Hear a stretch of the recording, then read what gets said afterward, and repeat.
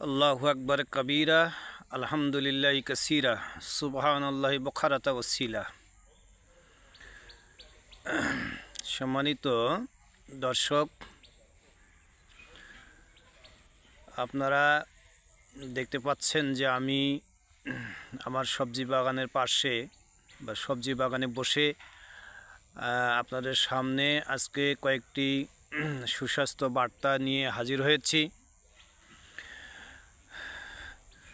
সুস্বাস্থ্য মহান আল্লাহ তাআলার পক্ষ থেকে একটি নিয়ামত, আর এই নিয়ামত এমনিতেই আমাদের উপরে মহান রব্বুল আলামিন নাজিল করবে না। এই সুস্বাস্থ্য আমাদেরকে এটা অর্জন করতে হবে। তো শীতকালে আমরা হাইজিন মেনটেন না করার কারণে, অর্থাৎ অপরিষ্কার পরিচ্ছন্ন অবস্থায় জীবনযাপন করার কারণে আমাদের দেহে কিছু রোগ জীবাণু রয়ে যায়। অর্থাৎ তারা বাসা বাঁধে। যখন শীতকাল পেরিয়ে যায় তখন এই রোগ জীবাণুগুলো আত্মপ্রকাশ করে আমরা নানাবিধ রোগ বালাই আক্রান্ত হই।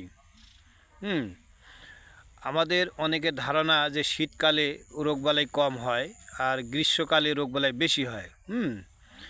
আমরা বাস্তবে দেখে আসছি, বিষয়টা হলো এই যে শীতকালে আমরা হাইজিন মেনটেন না করার কারণে, শীতের কারণে আমরা আসলে রোগ জীবাণুগুলো আমাদের দেহে বীজ হিসাবে বপন করে নেই, আর এই বীজগুলো 6 মাস পরে এগুলো আত্মপ্রকাশ করে নানাবিধ রোগে আমাদেরকে আক্রান্ত করে।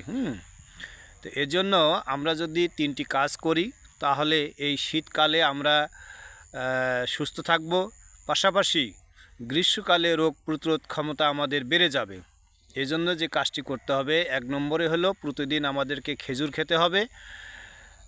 সেটা পরিমাণে 1টি হোক, আর কয়েক পিস বাদাম খেতে হবে। খেজুর, বাদাম, দুধ, ডিম এবং কলা এগুলো আমাদেরকে খেতে হবে। তো এর মধ্যে আপনারা কমপক্ষে খেজুর 1টি করে খাবেন শীতকালে।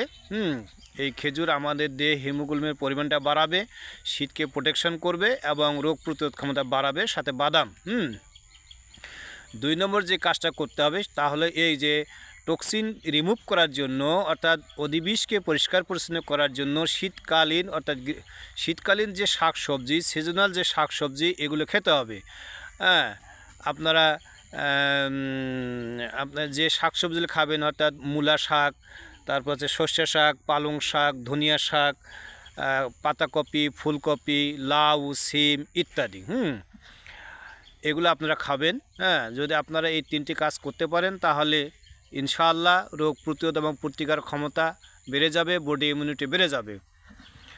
আল্লাহ তাআলা আমাদেরকে রোগ প্রতিরোধ এবং প্রতিকার করার জন্য যে পদক্ষেপগুলো নেওয়া দরকার এগুলো নেওয়ার তৌফিক দান করুক। আখিরে দাওয়ানা আলহামদুলিল্লাহি রাব্বিল আলামিন। সুবহানাকা আল্লাহুম্মা বিহামদিকা আশহাদু আন লা ইলাহা ইল্লা আনতা আস্তাগফিরুকা ওয়া আতুবু ইলাইহি। আমিন সুম্মা আমিন ইয়া রাব্বুল আলামিন। আসসালামু আলাইকুম রহমতুল্লাহি ওয়া বারাকাতুহু।